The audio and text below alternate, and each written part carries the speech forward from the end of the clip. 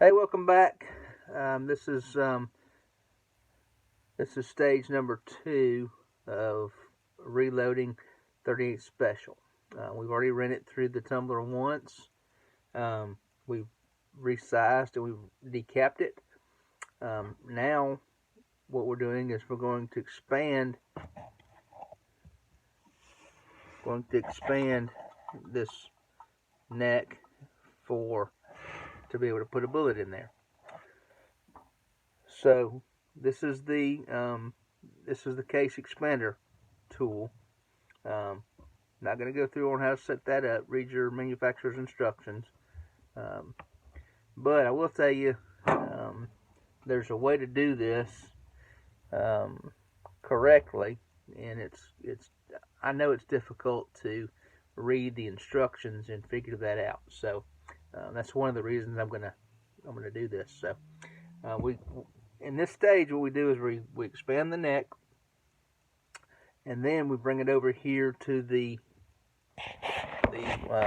prep station. You can see that. You can see my little pan swinging here, because we'll do that here in a little while too. Oh good, I got both of them in the picture. So we're going to do one, and then I'm going to shut the video off because I don't want this to be a lengthy video. This is going to be a real simple process.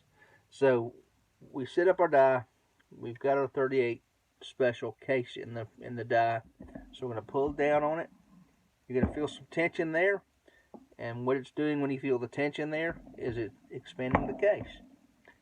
So now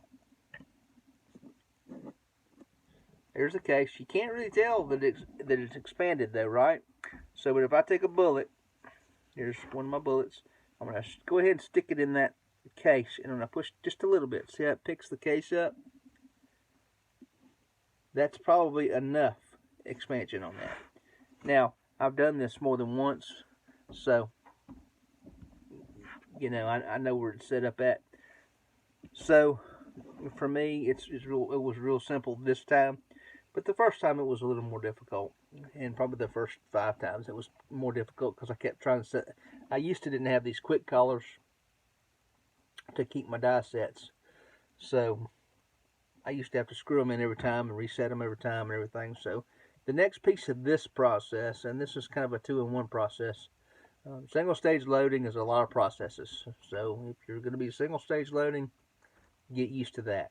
So it's going to get loud here for a second, and I'm going to just show you what I do, okay? This first thing is a brush, and I'm just going to brush out the inside of the case. Not going to put a lot of pressure on this brush. All that does is just, if there's any excess corn cob media or anything that's in there, it's just going to knock it out. I'm not trying to polish it up or anything. The next one, I'm going to flip it over, and you notice in the last video, we removed the primer, right? Remember that? So we're gonna clean this primer pocket out. Well, actually, that's the first thing we'll do. We'll clean the primer pocket. We'll flip it over. We'll clean the inside, and then we'll come over here and we'll deburr. And remember, this isn't a chamfering tool. These are deburring tools, and they're different. A chamfering tool is different. I'm not going to go in and explain that, but they're different. So.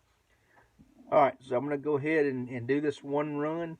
So we've already expanded it. I'm going to take it out of the press, and then we're going to come over here.